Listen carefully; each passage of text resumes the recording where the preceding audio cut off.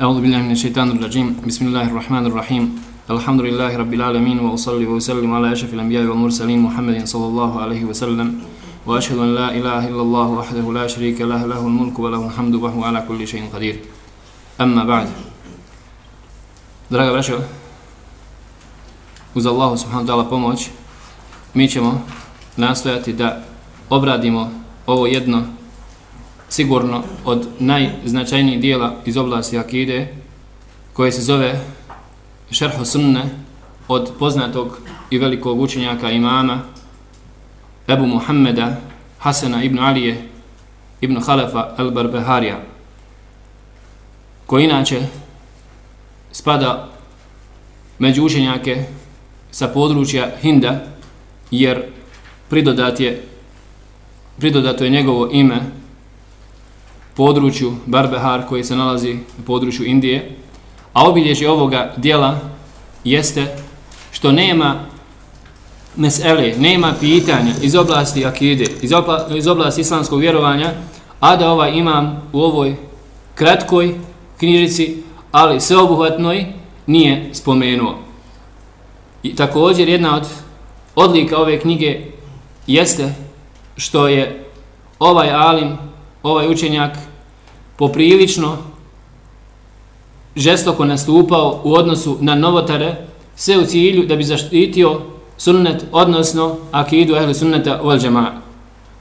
Tako da ćemo, ako Bog da, gledati da u nekih 130 tačaka, s obzirom da toliko ima u ovoj knjizi, koja otprilike dođe negdje na 25 stranica A4 formata, da pokušamo obraditi u ovo nekoliko 5-6 predavanja, ako Bog da, sa Allahom pomoći, tako da u nekim meselama nećemo imati vremena puno da se zadržavamo, a neke gdje vidimo potrebno za shodno i da je bitno, tu ćemo malo više spomenuti argumenata i dokaza.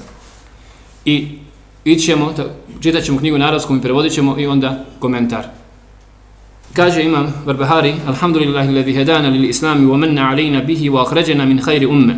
فنسأله التوفيق لما يحب ويرضى والحفظ مما يكره ويسخط. Hvala Allahu subhanahu wa ta'ala koji nas je uputio u islam.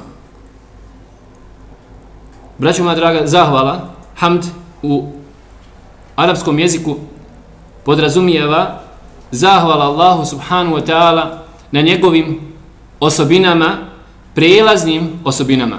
Šta to znači? Kad se zahvališ Allahu subhanahu wa ta'ala, kao da kaže alhamdulillah, ti mu se zahvaljuješ na prijelaznim osobinama od kojih imaš korist. To je zahvala. To je zahvala. A pohvala, razlika među zahvale i pohvale, jeste pohvala Allah subhanahu wa ta'ala na njegovim neprelaznim svojstvima. Allah subhanahu wa ta'ala je lijep.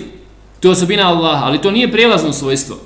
Ali kad te Allah uputi u islam, od toga imaš direktnu korist i to se zove prijelazno svojstvo, i zato se zahvaljuješ Allahu subhanahu wa ta'ala, odnosno zato se imam zahvaljuje Allahu azza wa jal na takav način, koji nas je uputio ka islamu. Islam, braćo, u arapskom jeziku dolazi u značenju podčinjenosti i predanosti, vid poniženja, a u šerijatskom objavljenom značenju islam je predanost, podčinjenost Allahu subhanahu wa ta'ala, slušajući njegove naredbe, a kloneći se njegovih zabrana i odricanje od kufra i širka i njihovih sljedbenika. To je definicija islama. To je definicija islama, i naći ćete da nekada u tekstovima Kur'ana i sunneta riječ islam dolazi posebno, a nekada dolazi spojeno sa riječ iman. Tako da tu ćemo pojasniti razliku između islama i imana, pa kada dođe riječ islam sama u tekstovima Kur'ana ili sunneta, onda, braćo moja draga, to podrazumijeva cjelokupan din. Sve ono što podrazumijeva din, i iman i islam. Pa kad kaže Allah subhanahu wa ta'ala inna dina inda Allahi islam, da je kod Allaha jedino priznata vjera islam, to podrazumijeva sve što podrazumijeva din, i imanske i islamske šarte, ruknove islama i imana, i sve što potpada pod šta? I iman i islam. Ili waraditu lakumul islama dina. ja sam zadovoljan da vam islam bude vjera. A kada dođe spojeno sa imanom, kada dođe u tekstovima Kur'ana i sunneta spojeno sa imanom, onda postoji razlika između imana i islama. Islam ima jedno značenje, a iman ima drugo značenje. Kao što je došlo u kuranskom ajetu, kao što znate, u slučaju onih beduina iz plemena Benu Esed, koji su došli Allahom poslaniku sallallahu alejhi ve sellem i počeli da govore da su šta? Mu'mini, da su oni vjernici, ali sa riječom iman, da su mu'mini. Pa Allah subhanahu wa ta'ala im kaže: "Qulu aslamna, wa lamma yadkhulu al-imanu fi qulubikum." Recite, mi smo muslimani, a još iman nije ušao u vaše srce. Ili u slučaju Sada, radi Allahu ta'ala anhu, koji je vidio da Allahu poslanik sallallahu alejhi ve sellem daje svim ljudima, a ne daje jednom čovjeku. Pa kaže: "Wallahi inni la yarahu mu'mina." Kaže, tako mi Allahu poslaniče, ja vidim da je taj čovjek mu'min, vjernik, zašto njemu ne daš? Od imetka, razumijete? Pa kaže Allahu poslanik sallallahu alejhi ve sellem, a u muslima, ili ga vidiš muslimana, nemoj da govoriš za njega da je mu'min. Obratite pažnju. Allahu poslanik sallallahu alejhi ve sellem potvrđuje islam, kaže u redu, musliman jeste, ali nemoj da govoriš šta? Da je mu'min. Tako da postoji razlika između islama i imana, a ispravna razlika između imana i islama, kad dođe u tekstovima Kur'ana i sunneta spojeno iman i islam, jeste da se islam odnosi na vanjska djela, kao djela vanjskih organa, namaz, zekat, post, ili djela jezika, da čovjek govori od zikra Allahu, uči Kur'an i tako dalje. Sve to islam. A da iman znači govor srca, odnosno ubjeđenje, yaqin i čvrsta spoznaja Allaha subhanahu wa ta'ala. Tako da oni beduini koji su došli i rekli da su mu'mini, pa im Allah subhanahu wa ta'ala negira iman, ne negira im u potpunosti, oni imaju kod sebe imana, dovoljno, osnovu imana, što je dovoljno da budu muslimani, ali nisu potpuni mu'mini. Nije toliko u njihovim srcima. Nije toliko u njihovim srcima ušao iman da bi bili potpuni, šta? Mu'mini, ali jesu se predali, jesu se pokorili u riječima, jesu se pokorili u vanjskim djelima, ali u srcu još nije potpun njihov iman. Razumijete? Tako kad vidite spojeno značenje da dolazi u Kur'anu iman i islam, onda islam znači ovo, djela, vanjska djela, a iman znači ubjeđenje, a tasdik potvrda u srcu koji treba da se nađe. I koji je učinio svoju blagodat na taj način što nas je učinio muslimanima. Braćo moja draga, čovjek treba da zahvaljuje Allahu subhanahu wa ta'ala što je musliman. I da smatra to od blagodati Allaha. Jer nismo muslimani osim što je se Allah subhanahu wa ta'ala smilovao da budemo to što nas je uputio na pravi put, u pravu vjeru. Jer kada je došla isto tako skupina beduina pa se počeli hvalisati Allahom poslaniku yamunnun alejke neslamu qul la tamunnu alejje islamekum belillahu yamunnu alejkum an hadakum lil iman. Prigovaraju ti govore kako su oni muslimani. Recite, nemojte vi meni prigovarati što ste vi muslimani. To što su muslimani treba da zahvalite Allahu. Neko treba da vam prigovori, to je Allah. Zahvalite Allahu, to je Allahu blagodat što ste vi muslimani. Zato čovjek treba se osjećati ponizan, počinjen i predat i zahvaljivati Allahu subhanahu wa ta'ala na uputi. I zahvaljujem Allahu što nas je učinio da budemo od najboljeg ummeta. Shodno kuranskom ajetu kuntum khayra ummatin ukhrijat lin-nas ta'muruna bil ma'ruf wa tanhauna 'anil munkar wa tu'minuna billah. Vi ste najbolji ummet koji se pojavio na zemlji ikad. Vjerujete u Allaha, odnosno naređujete dobro, zabranjujete zlo i vjerujete u Allaha. Braćo moja draga, ummet Muhammeda sallallahu alejhi ve sellem je preuzeo dobrotu i vođstvo nakon Benu Israila koji su se izokrenuli i upropastili tu odabranost koju su imali. Zato je ummet Muhammeda sallallahu alejhi ve sellem najodabraniji i najbolji narod koji se pojavio i mi smo posljednji na dunjaluku, ali prvi, šta? Prvi na ahiretu. Pa molim Allah subhanahu wa ta'ala, kaže Imam Barbahari, da nam da uspjeha i da radimo ono što Allah voli i s čime je zadovoljan i da nas sačuva od onoga što on mrzi i na što je ljut, na što je srdit. Pa prva tačka u koju čovjek treba da vjeruje, odnosno da zna, kaže wa'alam anna al-islam huwa sunnatu wa sunnatuhu hiya al-islam wala yaqumu ahaduhuma illa bil akhar فمن سنة لزوم الجماعة ومن رغب غير الجماعة وفارقها فقد خلا ربقة الإسلام من عنقه وكان ضالا مضلا. Kaže imam znanje je, braćo moja draga, čvrsto ubjeđenje. Znanje je čvrsto ubjeđenje. Razlika postoji između znanja i sumnje ili onoga što ti provladava mišljenje i tako dalje. Znanje podrazumijeva čvrsto ubjeđenje. Čvrsto ubjeđenje i to ono što Allah subhanahu wa ta'ala kaže fa'alam annahu la ilaha illallah. Znaj da nema drugog Boga osim Allah subhanahu wa ta'ala. Znaj da nema drugog božanstva koji zaslužuje da biva obožavano mimo Allah subhanahu wa ta'ala. Znači čvrsto sa ubjeđenjem moraš to da znaš. Tako da će on često puta ponavljati ovo znaj, neka će ti uputiti dovu, što je bio metod prvih generacija muslimana. Ovaj učenjak dolazi iz kraja 3. stoljeća, početka 4. stoljeća, među prvim generacijama, po hidži.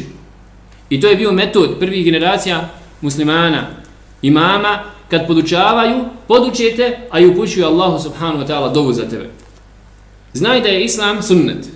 Obrate pažnju. I da je sunnet, šta? Islam. Ne možemo, braćo moja draga, razgraničiti, odnosno razdvojiti islam od sunneta. Jer uvijek je bilo napada na sunnet Allahu poslanika sallallahu od raznih skupina. Zato je bilo potrebno da se kaže ovako jedna krupna riječ. Islam je sunnet, a sunnet je islam. Neka zna onaj ko bude htio razdvojiti islam od sunneta i sunnet od islama, da je taj šta? Otišao u zabludu. I vi znate da u današnjem vremenu imate grupacije koje pokušavaju udariti što direktno, što indirektno na sunnet Allahu poslanika. Imate što direktno pa kažu ne treba nam nikako sunnet. Imate sektu koja se zove Kur'anijun. Oni kažu dovoljno nam je Kur'an. Uopće ne priznaju sunnet Allahu poslanika. Nikako. Kažu dovoljno nam je Kur'an. Što nađemo u Kur'anu vjerujemo, što nađemo ne vjerujemo. Imate kroz historiju filozofi, apologetičari, ehlul kelam, pod utjecajem grčke filozofije koji su na indirektan način, a neki od njih čak i direktan način, napadali također i pokušali razdvojiti i ukaljati i uprljati sunnet Allahu poslanika sallallahu i razdvojiti ga od islama. Zato kaže imam, znaj da je islam sunnet, a sunnet je islam. Wala yaqumu ahaduhuma illa bil akhar. Ne može jedno biti bez drugoga. Nema islama bez sunneta, niti ima sunneta šta? Bez islama. A od sunneta je, braćo moja draga, da čovjek slijedi džemat muslimana. A od sunneta je da slijedi džemat muslimana. Nema podvajanja, nema razdvajanja od džemata muslimana. وَمَنْ رَغِبَ غَيْرَ الْجَمَاعَةِ وَفَارَقَهَا. Ako bude se odvojio od džemata i bude se udaljio od njega, on je sa sebe skinuo ogrlicu, možemo da kažemo, islama sa svoje glave i sa svoga vrata i biva u zabludi. I on je sam u zabludi i druge će ljude odvoditi u zabludu. A sad će nam pojasniti ko se podrazumijeva džemat muslimana. Ko je to džemat? Na koga se podrazumijeva? Na koga se misli? Na kojem principu počiva džemat muslimana? Da li muslimani? Da li se podrazumijeva na muslimanima koji jedu kamatu, koji piju alkohol, koji ovo ili ono rade? Da vidimo koji je to džemat muslimana. I druga tačka, wal asasu alladhi tubna alayhi al-jama'atu hum ashabu Muhammadin sallallahu alayhi wa sallam rahimahumullah ajma'in wa hum ahlu sunnati wal jama'a faman lam yakhudh anhum faqad dhalla wa ibtada'a wa kullu bid'atin dalalah wad dalalu wa ahluha fi an-nar. قال عمر بن الخطاب رضي الله تعالى عنه لا عذر لأحد في ضلالة ركبها حسبها هدى ولا في هدى تركه حسبه ضلالة فقد بينت الأمور وثبتت الحجة من قطع عذره وذلك أن السنة والجماعة قد أحكما أمر الدين كله وتبين للناس فعلى الناس الاتباع. Kaže imam rahmetullahi alejhi, temelj na kojem počiva džemat jesu ashabi Allahovog poslanika sallallahu alejhi ve sellem. Oni su, braćo moja draga, ehlu sunnet, sljedbenici sunneta i sljedbenici džemata. Ko ne bude od njih uzeo svoju vjeru, nek zna da je u zabludi i da je došao sa novotarijom. A svaka novotarija je zabluda, a zabluda i sljedbenici zablude su u vatri. Braćo, mora se slijediti džemat na kojem bio Allahu poslanik sallallahu alejhi ve sellem i ashabi. Zato što kaže uzvišeni Allah azza wa jalla: وَمَنْ يُشَاقِقِ الرَّسُولَ مِنْ بَعْدِ مَا تَبَيَّنَ لَهُ الْهُدَى وَاتَّبَعَ غَيْرَ سَبِيلِ الْمُؤْمِنِينَ نُوَلِّهِ مَا تَوَلَّى وَنُصْلِهِ جَهَنَّمَ وَسَاءَتْ مَصِيرًا. Ko bude otišao u stranu od puta na kojem je bio Allahu poslanik sallallahu alejhi ve sellem, وَمَنْ يُشَاقِقِ الرَّسُولَ, kao da odeš na jednu stranu, ti, Allahu poslanik ide na drugu stranu, nećeš s poslanikom, znači odeš u stranu. Nakon što mu se bjelodani uputa, obratite pažnju, nakon što se uspostavi argument nad njim, i bude slijedio drugi put mimo puta mu'mina na koji su bili na tom putu, ode od džemata muslimana. Braćo, ovo je dokaz za iđma, da neće se ummet Muhammeda sallallahu alejhi ve sellem šta? Složiti na zabludu, neće se okupiti. I neće Allah subhanahu wa ta'ala narod muslimana odvesti u zabludu, da se neće okupiti na dalaletu. Ko bude to uradio, ko bude otišao u stranu od poslanika i bude otišao u stranu od džemata, od vjernika, mu'mina, kaže Allah subhanahu wa ta'ala, mi ćemo natovariti ono što on ponio i mi ćemo ga, šta? Baciti u džahannam, a kako li to loše prebivalište. Zato kaže Omer ibn Khattab radijallahu ta'ala, nema opravdanja niko za svoju zabludu kojom je krenuo, na koju je nasjeo, a mislio da je ona uputa. Niti da ima opravdanje za uputu koju je ostavio zato što je mislio da je ona zabluda. Jer stvari su se objelodanile, uspostavljen je argument i nema opravdanja. Međutim, ovo je upitno, kako komentatori kažu. Upitno je sada da kažemo nema opravdanja, a inša Allah o opravdanju ćemo spomenuti kasnije. Jer ima ljudi koji ne znaju, shvatate li? Ima ljudi koji ne znaju, dok i nisu došli argumenti, dok i nisu došle određene stvari, možemo da kažemo nema opravdanja općenito za islam. Tačno, nema opravdanja. Ako se misli pod tim nema opravdanja, neće imati kršćanin koji je čuo za Muhammeda sallallahu alejhi ve sellem, neće imati opravdanja. Neće imati opravdanja jedan židov, neće imati mušici, dok i doprila Allahova subhanahu wa ta'ala vjera. Ali da kažemo općenito da nema opravdanja, ne, to nije tačno na takav način.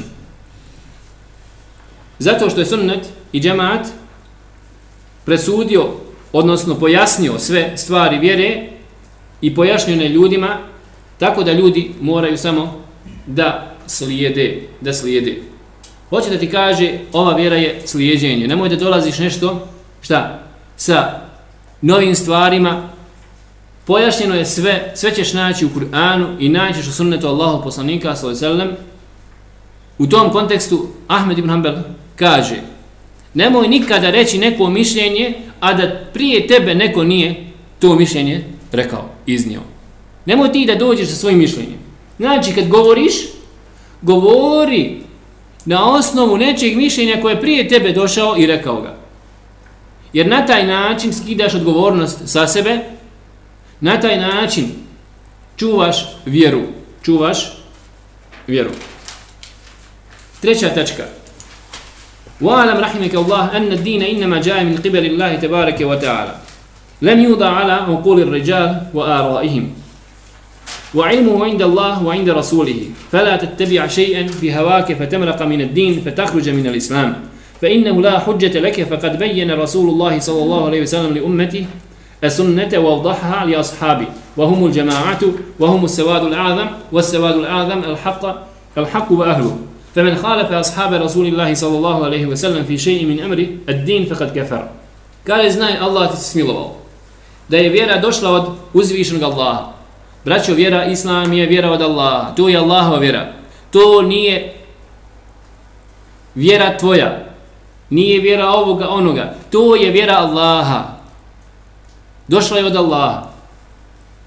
Što znači, nije proizvod mišljenja ljudi. To nije filozofija. Braćo, to nije filozofija. To nije nečije mišljenje. To nije mišljenje ljudi. Skupili se mudraci, Aristotel, Platon, počeli da razmišljaju, da kontaju i donijeli određene zaključke, pisali djela i napravili neki put. Ne, braćo. To nije mišljenje Allahu poslanika, to je Allahova vjera. Od Allaha subhanahu wa ta'ala.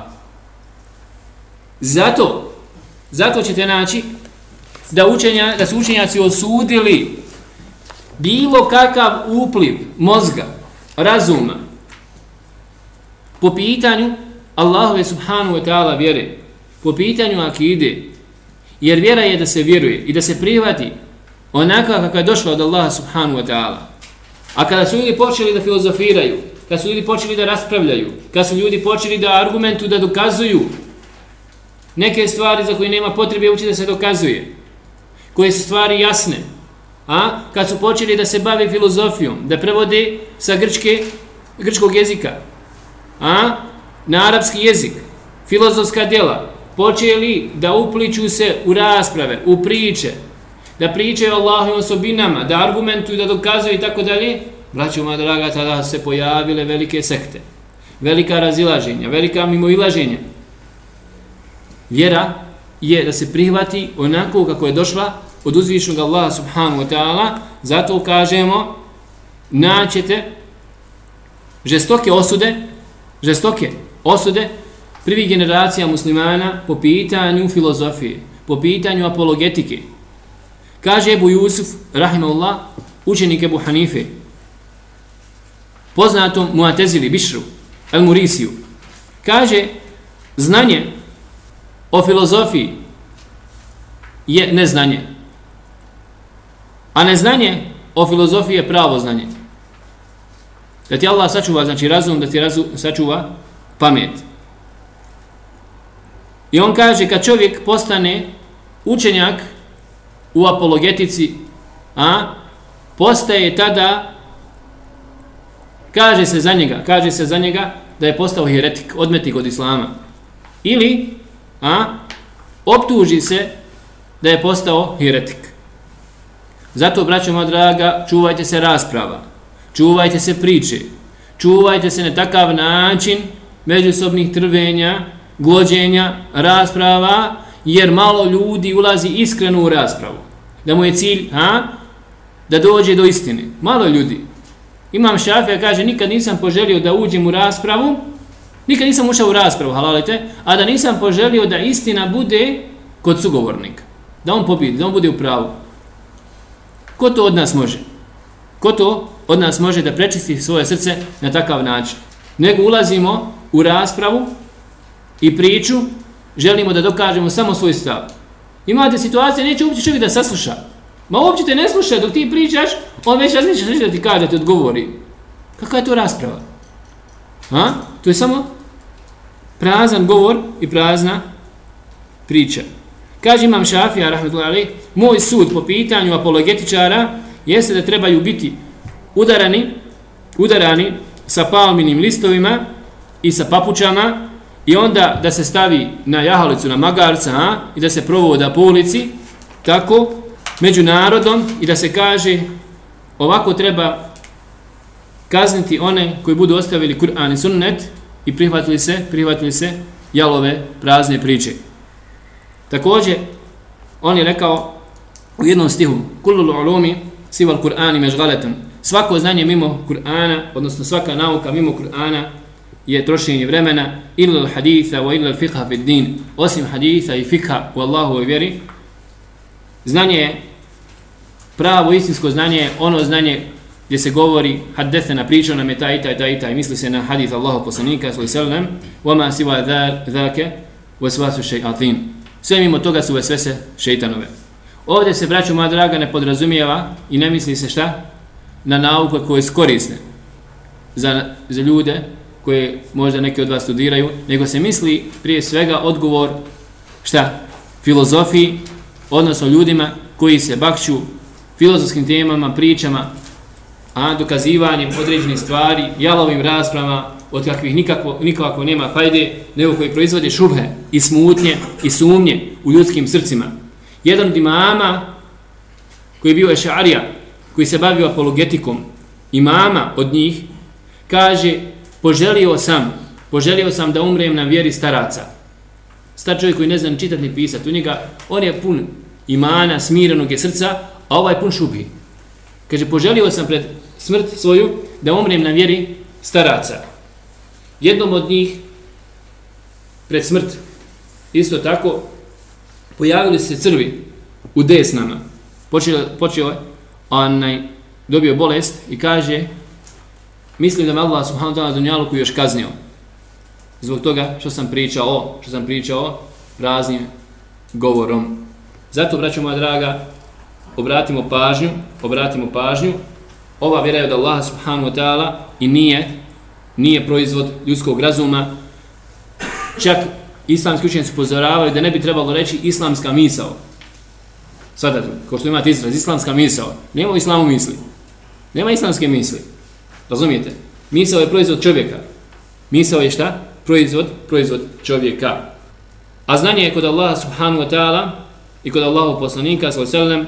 Zato nemoj ništa slijediti, slijedeći svoju strast, jer ćeš na taj način izaći iz vjere, izaći iz islama, jer nemaš argumenta za to, jer je Allahov poslanik sallallahu alejhi ve sellem objelodanio svome ummetu sunnet i pojasnili su sunnet njegovi ashabi. Pazite, oni su džemaat i oni su najmnogobrojnija ta skupina, as-sawadul a'zam. Oni su bili na istini i oni su slijedili istinu, pa ko bude pazite, suprotstavio se ashabima Allahov poslanika sallallahu alejhi ve sellem u bilo kojoj stvari, izaći će iz vjere. Ovo je općenit govor. Ako govorimo općenito, ako bude odbacio sunnet, možemo reći učinio kufr. Ali da kažemo o pitanju razilaženja, imate tabina koji se razišli tako, mnogim meselama sa ashabima. Imate kasnije učenjaka koji se razišli od tabina ili od ashaba Allahu poslanika sallallahu alejhi ve sellem u meselama gdje postoji štihad, gdje postoji razilaženje, različito shvatanje, razilaženje je bilo među samim ashabima, čak u nekim meselama akide, poput viđenja Allaha subhanahu wa ta'ala. Da li Allahu poslanik vidio Allaha kada je bio na Mi'rađu ili ga nije vidio? Svatate? Abdullah ibn Mas'ud tvrdi da jeste. Aisha kaže, laže svako onaj ko kaže da je vidio Allahu poslanik sallallahu alejhi ve sellem, i to je ispravno mišljenje. Nije vidio Allahu poslanik na Mi'rađu, Allaha subhanahu wa ta'ala, ali bilo je takvih mesela čak u meselama akaida. Ali kažu učenjaci, to su sporednije i manje bitne mesele.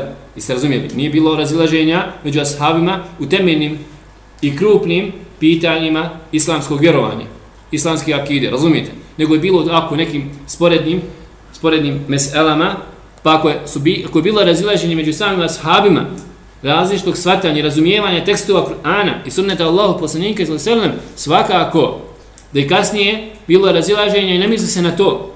Nego ovdje se misli da neko odbaci potpuno sunnet Allahu poslanika, potpuno ashabe.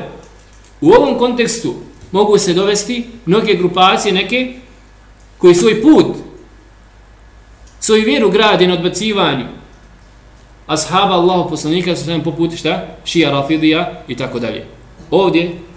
Ovdje one se mogu dovesti u ovaj kontekst. Četvrta tačka: وَعَلَمْ أَنَّ النَّاسَ لَمْ يَبْتَدِيُوا بِدْعَةً قَطْ حَتَّى تَرَكُوا مِنَ السُنَّةِ مِثْلَهَا فَاحْذَرْ المحرمات من الأمور فإن كل محدثة بدعة وكل بدعة ضلالة والضلالة وأهلها في النار. Znaj da ljudi nikada neće doći sa novotarijom, da neće izmisliti novotariju, a da neće ostaviti dio sunneta suprotno, ishodno toj novotariji. Zato se čuvaj zabranjeni stvari, jer svaka nova stvar, svaki novitet je novotarija, svaka novotarija je zabluda, a svaka zabluda i sljedbenici zablude su u vatri. Ovaj dodatak, ja ga lično nikada ne citiram,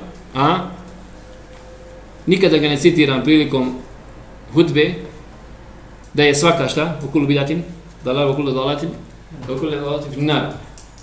Ovaj dodatak bilježi Imam Nesaija u svome sunenu, oko kojeg postoji razilaženje među učenjacima hadisa, da li je vjerodostojno po pitanju vatre. Ali, imate učenjaka hadisa koji kažu šta? Za ovaj dodatak šta? Da je vjerodostojan. Peta tačka. واحذر صغار المحدثات من الأمور فإن صغار البدع تعود حتى تصير كبارا وكذلك كل بدعة أحدثت في هذه الأمة كان أولها صغيرا يشبه حق فاغتر بذلك من دخل فيها ثم لم يستطيع المخرج منها فعظمت وصارت دينا يدان بها فخالف الصراط المستقيم فخرج من الإسلام. Kaže Imam Barbahari rahmetullahi alejh, čuvaj se malih novotarija, jer mali novotarije vremenom postaju velike. Također svaka novotarija koja je se pojavila među ovim ummetom, u početku je bila mala, ličila je istini, obratite pažnju, slična je bila istini, pa su zbog toga što je ta mala novotarija ličila istini, narod se obmanuo i prevario, okliznuo se ko je ušao u nju. Zatim nije mogao taj koji je ušao u nju izaći iz nje i ona je postala velika i onda su ljudi vremenom uzeli to za vjeru. Postane vjera. I na taj način otišli su sa pravog puta i taj koji je ušao u nju na kraju izađe iz islama. Obratite pažnju. Braćo moja draga, uvijek krupne stvari počinju šta? Sa malim stvarima. Zato kaže Alija ibn Abi Talib radijallahu ta'ala, čuvaj se malih grijeha. Zar ne vidiš šta? Da je brdo od kamenčića. Brdo je nastalo od kamenčića. U tom kontekstu učenici upozoravaju i kažu, nema velikog grijeha sa pokajanjem, niti ima malih grijeha šta? Sa ustrajnošću. Čovjek ako uradi veliki grijeh, pokaje se, Allah subhanahu wa ta'ala primi teubu, idemo dalje. Ali braćo moja draga, mali grijeh danas, mali grijeh sutra, non stop, to više postane problem. Zato kaže Imam Gazalija rahmetullahi alejh, kaže, pazi na male grije na kojima si ustrajan. Zar ne vidiš da kada bi čovjek uzeo kofu vode veliku i prosuo na tebe, podnijećeš, izdržat ćeš, ali da ti tu kofu stavi pa da ti pada kap na kap, moći podnijeti? Najteže mučenje kažu da je tako, kap po kap u glavu da te puca. Kamen, vidjeli ste, beton, streha, kapica sa strehe gdje pada, probuši i probije. Tako da grijeh jedan po jedan, čovjek se ne čisti od njega, pa makar bio mali, je veoma opasan, jer je ustrajan. Tako isto, uprotno tome, dobro djelo, pa makar bilo malo, ako bude ustrajno, šta? Isto tako biva dobro kod Allaha subhanahu wa ta'ala. Zato je Allahu najdraže djelo koje je ustrajno, pa makar bilo malo. Braćo moja draga, ustrajno djelo, pa makar bilo malo, da čovjek sebi uzme 2 rekata klanjaj duha, 2 rekata kad mogu da držiš godinama, da držiš čitav život, bolje je nego da klanjaš jedan dan 8 i da onda preskočiš 3 dana da ne klanjaš nikako. Braćo, ustrajnost, da čovjek samo uzme sebi, da prouči danas 5 stranica Kur'ana, bolje je, braćo moja draga, kada sjedneš danas džuz, a onda ne sjedneš 7 dana, ne uzmeš Kur'an nikako u ruke. Obratite pažnju. Znači, ustrajno djelo i to fali muslimanima. To fali muslimanima i nemojte uzimati nove stvari ako će biti šta? Na račun ovih ustrajnih dijela, pa makar ta djela bila i mala. فانظر رحمك الله كل من سمعت كلامه من أهل زمانك خاصة فلا تعجلن ولا تدخلن في شيء منه حتى تسأل وتنظر وتنظر هل تكلم فيها أحد من أصحاب النبي صلى الله عليه وسلم أو أحد من العلماء فإن أصبت فيه أثرا عنهم فتمسك به ولا تجاوزه لشيء ولا تختر عليه شيئا فتسقط في النار. Obrati pažnju. I kaže, vidi da ti se Allah subhanahu wa ta'ala smiluje. Sve što čuješ od ljudi u svom vremenu u kojem živiš, nemoj da požuruješ, da trčiš odmah, šta god da čuješ, kaže ti neko, to je tako, to je istina, kaže ti Imam Barbahari, nemoj da žuriš, nemoj da trčiš. Jer pametan čovjek, vjernik čovjek, neće požurivati i trčati, obrate pažnju, nemoj ni pošto odmah da ulaziš u to, sačekaj. Dok ne budeš pitao i da vidiš je li neko od ashaba Allahu poslanika sallallahu alejhi ve sellem to rekao, je li zauzeo stav po tom pitanju. Ili neko od uleme, od učenjaka, da vidiš šta učenjaci kažu. Pa ako budeš našao trag od ashaba ili od učenjaka, od imama, od velikana, braćo moja draga, onda uzmi to i slijedi. I nemoj da prekoračuješ tu granicu, jer ako budeš prekoračio, otićeš u vatru.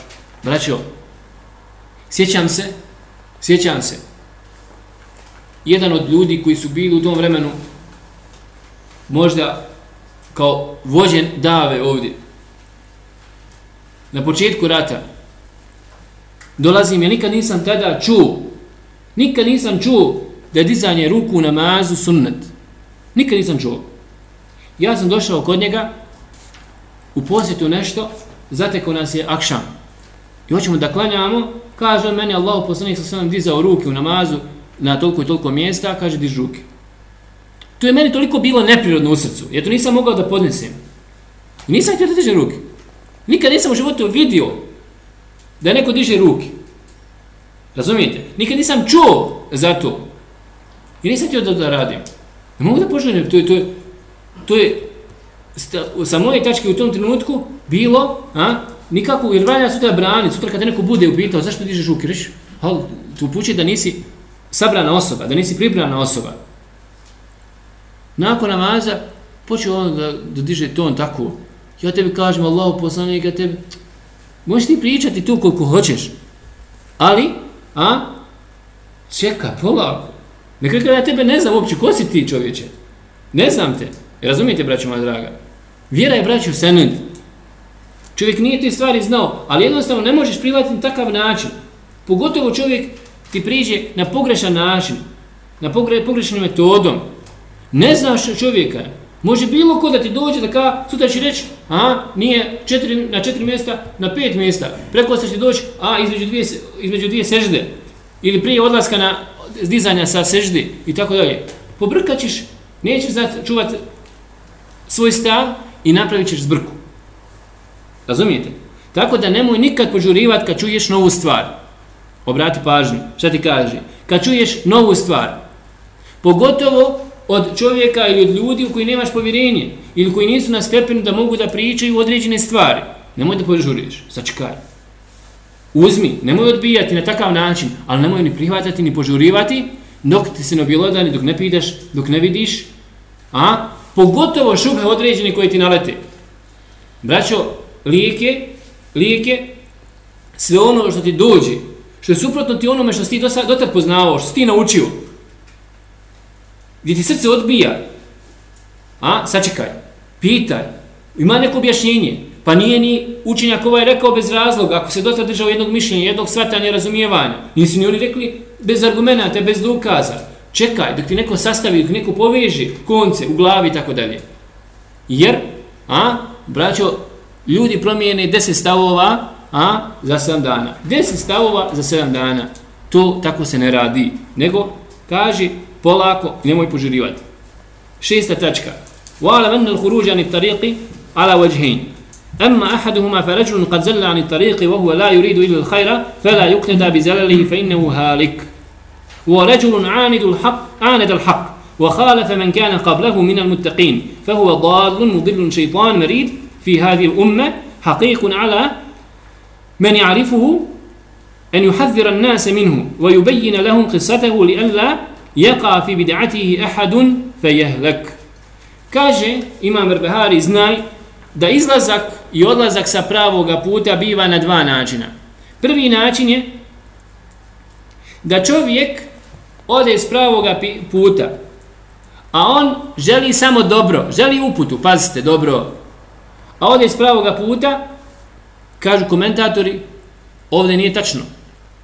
Kako će čovjek željeti uputu, a da ode s pravoga puta? Kažu, ako namjerno to uradi, namjerno, mora poželiti, namjerno, skrene, svjesno, takav čovjek se ne slijedi, ne gleda se na njegove tragove, ne gleda se na njegove greške, takav čovjek se ne može slijediti jer je propao.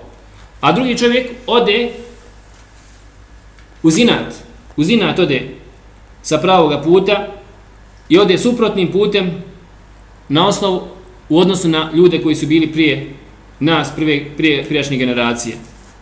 Ode suprotnim putem na kojem su bili bogobojazni ljudi, takav čovjek, kaže, on je u zabludi, on će drugi odvesti ljude u zabludu, on je šeitan bolesni od ovoga ummeta i od takvog čovjeka treba ljude upozoravati i objašnjavati im njegov događaj da ne bi pali u njegovu novotariju, pa će na taj način nastradati. Nije svačije da priča protiv ljudi i da upozorava, jer imate ljude koji su možda novotari i pozivaju, ali tvoje ogovaranje tog čovjeka ništa neće pridoniti. Jeste razumijeli? Tvoje ogovaranje tog čovjeka, tvoja priča da objelodanjivaš njegove greške i da trčiš za njegovim greškama i da govoriš ljudima, nisi možda na tom stepenu, nećeš ništa, Bog zna, pridoniti. Jeste razumijeli? Tako da treba se znati kad će čovjek i ko može i na koji način da objelodanjuje nečije greške. Sjećam se jednog od profesora na času akide počeo da priča protiv imama Sujuti. Zaista, ja sam jedva opstao na času, bez obzira što su učenjaci pojasnili, razumijete li, i greške imama Sujutije i ko je bio i šta je bio i tako dalje. Ali način izražavanja, psovanja i vrijeđanja čovjeka, braćo moja draga, isto tako šta? Ne ide. Na kraju krajeva, taj čovjek, u redu da je došao od učenjaka, od imama, došao Šejh Šenkiti pa počeo da priča, došao Šejh Unislemin pa počeo da bilo, ali nikad neće takvih učenjaka čuti priču i greške da ukazuju na greške imama Gazali, imama Osujuti ili ovo, razumijete li? Svatate li? Da vidite kojim poštovanjem Bin Baz napomene je napisao po pitanju Ibn Hadžara, Fethul Barija i tako dalje. Svatate? Ali kad dođe čovjek tako niskog ranga i onda počne da pljuje po ljudima, po velikanima, bez obzira na sve greške, oni su ostali upamćeni i napisali su djela iz određenih oblasti kakva je malo ko napisao u historiji Islama. Zato, braćo moja draga, čovjek treba voditi računa i da zna o kome šta da priča, pa makar čovjek bio i novotar. 7. tačka. Wa'alam rahimaka Allah annahu la yatimmu islama abdin hatta yakuna muttabi'an musaddiqan musliman. فمن زعم أنه قد بقي شيء من أمر الإسلام لم يكفناه أصحاب رسول الله صلى الله عليه وسلم فقد كذبهم وكفى بهذا فرقة وطعنا عليهم وهو مبتدئ ضال مضل محدث في الإسلام ما ليس منه. Kaže, znaj, Allah ti se smilovao. Ne može biti potpun islam čovjeka sve dok ne bude slijedio, braćo moja draga, slijedjenje. To proizilazi iz značenja Muhammedur Rasulullah. Slijedjenje onog čime je došao Allahu poslanik sallallahu alejhi ve sellem. To je jedna od tačaka, jedna od stvari koje podrazumijeva to što si priznao Allahu poslanika za poslanika. Da slijediš. Pogledajte Sada radi Allahu ta'ala. Prije bitke na Bedru. Kaže Allahu poslaniče: "Lau khutta bina hadha al-bahr, la khudna ma'ak." Kad tako mi Allahu poslaniče, da kreneš preko mora, mi bi išli za tobom. Pogledajte vjere. Nije počeo da razmišlja pa ovo, pa ono, jer poslanik sallallahu alejhi ve sellem htio da vidi šta će ashabi da kažu, jer su mu obećali, nisu mu dali prisegu da će štititi Allahu poslanika izvan Medine, jer su samo obećali da ga štiti unutar Medine. Pa poslanik hoće da čuje šta oni kažu. Ali pogledajte slijedjenje. Šta je slijedjenje? Braćo, šta je slijedjenje? Zato, kaže, neće biti čovjeku islam potpun sve dok ne bude sljedbenik. Od tebe se traži da budeš sljedbenik. Da potvrdiš, da prihvatiš, da se predaš, da digneš ruke. To je islam, da digneš ruke, da se predaš i da ideš tamo gdje ti Allah, njegov poslanik sallallahu alejhi ve sellem narede. Pa ko bude tvrdio da je ostalo nešto od islama što nisu prenijeli ashabi Allahovog poslanika sallallahu alejhi ve sellem nama, braćo, obratite pažnju. On na taj način utjeruje u laž ashaba Allahovog poslanika sallallahu alejhi ve sellem. I to je dovoljno razdora i to je dovoljno napada na njih. Takav čovjek je novotar, takav čovjek je u zabludi, druge će odvoditi u zabludu i došao je sa novom stvari u islamu koja nije bila prije toga poznata. To što napadaju šije, rafidije, treba ih zvati rafidijama, ne šijama, jer oni nisu šije. Oni nisu skupine koja se kupila oko Alije. Oni su rafidije, oni su odbili ashabe Allahu poslanika. To što napadaju ashabe Allahu poslanika, napadaju na nam vjeru. Napadaju na nam vjeru. Zašto posebno napadaju na neke ashabe poput Muavije radijallahu ta'ala? Čak ćete naći na ovim prostorima da se ružne stvari pričaju o Muaviji radijallahu ta'ala. Naćete udžbenicima. Udžbenicima ćete naći u nekim knjigama koji se prevodi, u zvaničnim udžbenicima, u medresama, ružno se spominje i po lošini se spominje Muavija radijallahu. Braćo moja draga, Muavija je bio pisar vahja Allahu poslanika sallallahu alejhi ve sellem.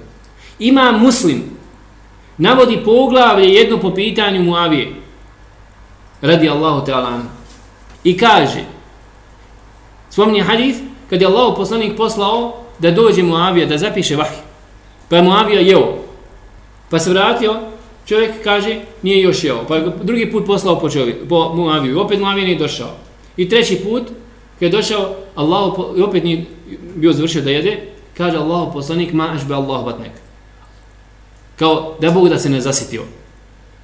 Obratite pažnju, pogledajte preciznost imama Muslima, hadis Muslimu u sahihu.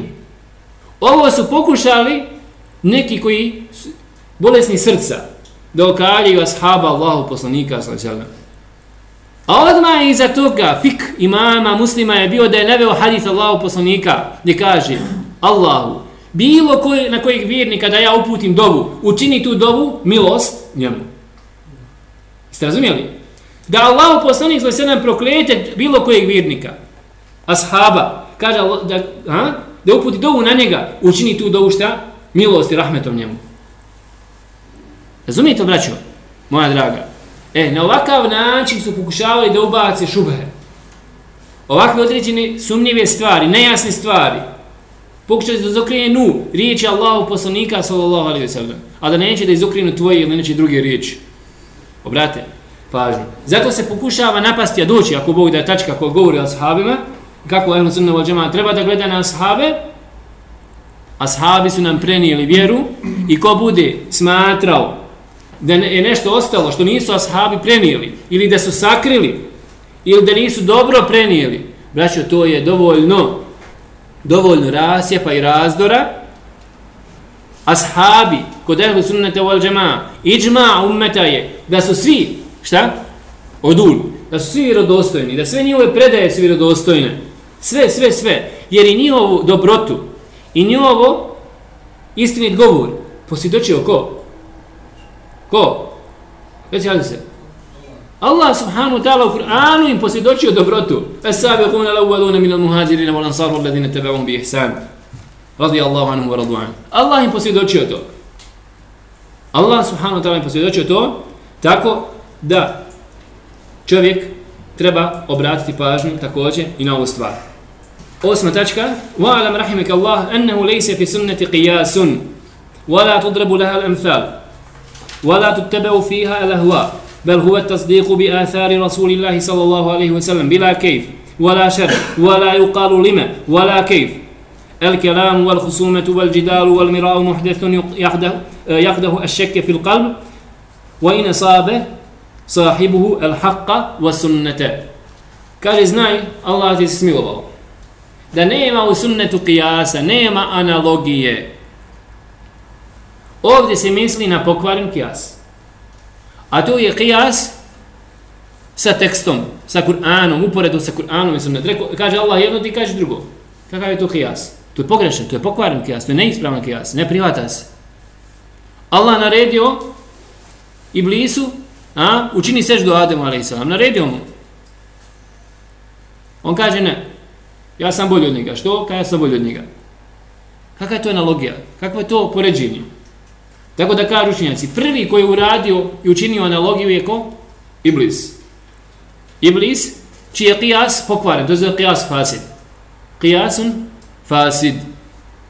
Neispravan i pokvaren qiyas i svako onaj ko dođe da razmišlja i da on nešto mudruje sa svojom glavom, sa svojim mozgom, pored jasnih tekstova, Kur'ana i sunneta Allahu poslanika, mi kažemo to je pokvaren qiyas. To je pokvaren qiyas. Dok qiyas koji ima svoje dalabite, koji ima svoju definiciju, koji ima svoje uslove, koji ispuni u šerijatu, svakako da qiyas postoji i kao što znate, jedan od izvora šerijata je šta? Qiyas, ali koji je mu'tabar, koji je prihvatljiv i priznat na osnovu uslova koji su postavili islamski učenjaci. Zato kaže, nema u sunnetu znači qiyasa, misli se na pokvaren qiyas, niti se u sunnetu nalazi neka poređenja, niti se slijedi svoja mišljenja, nego je obaveza čovjeku da potvrdi ono što je došlo od Allahovog poslanika sallallahu bez pitanja kako, pa pojašnjenje, niti da govori on zašto, kako. Sva ova priča, braćo moja draga, problem. Vidite, čovjek ne može mu ništa, a da on nema nešto, da ne zapita, da ne ovo, da ono. Braćo, jedno je pitanje šta? Kad zaista ima potrebe, da čovjek upite, da mu se objasni. A druga je stvar, kad čovjek počne da pretjeruje u pitanju. I to je ono što je naveo imam Buharija u svom sahihu, da jedne prilike Allahu poslanik se ustao na mimber i počeli ashabi da pitaju. Ostao poslanik od podne do ikindije. Ashabi počeli da pitaju. Dok se nije Allahu poslanik naljutio. I kaže, tako me Allah, ništa me neće danas upitati, da vam neće odgovoriti. Jeste razumijeli? I na kraju čovjek ustao, ko je moj otac? Da pita Allahu poslanika, ko mi je otac? To je muadžiza Allahu poslanika, da ga obavijeste ga Allahu poslanika, ko mu je otac. Tada Omer radijallahu anhu se pobojao da Allah ne spusti kaznu na njih. Jer koliko je poslanik se bio naljutio i prišao je Omer, i zagrlio Allahu poslanika za noge, počeo da plači dok nije umirio Allahu poslanika sa noge. Znači pretjerivanje u pitanjima, pa ovo, pa zašto, pa halo, gdje je vjera onda? Razumijete? Jedno je pitanje, fes'alu ahla zikri in kuntum la ta'lamun, da čovjek prečisti svoj nijet da pita, i to je jedan od najboljih metoda znanja. Ibn Abbas kada je bio upitan kako si dosegao taj stepen koji si dosegao, rekao je bilisanin sa'ul. Jezikom koji non stop pitao je, znači interesovao čovjeka, radi Allahu ta'ala. Ali braćo, da čovjek pretjeruje, ajde komplicira u detalje, pa ovo, pa ono, dođe s pitanjima, Allah zna odakle ga izveo, odakle čovjek nikad nije čovjeku naumpalo, nekome, kad razmišlja o tome, dođe i pita. Tako da čovjek mora voditi računa po pitanju toga. Tako da je apologetika, rasprava, obratite pažnju, rasprava, sukob, to je nova stvar, novotarija, koja proizvodi sumnju u srcu, pa makar kaže, onaj koji je vodi, pogodio istinu, potrefio istinu i sunnet Allahu poslanika. Braćo, nema hajra iz rasprava, zapamtite to. Polemika, jalovi, priča, nema od tog hajra. Kaže, pa makar potrefio, makar pogodio, nema od toga hajra. Da vas Allah subhanahu wa ta'ala nagradi, pa ako Bog da, nastavit ćemo.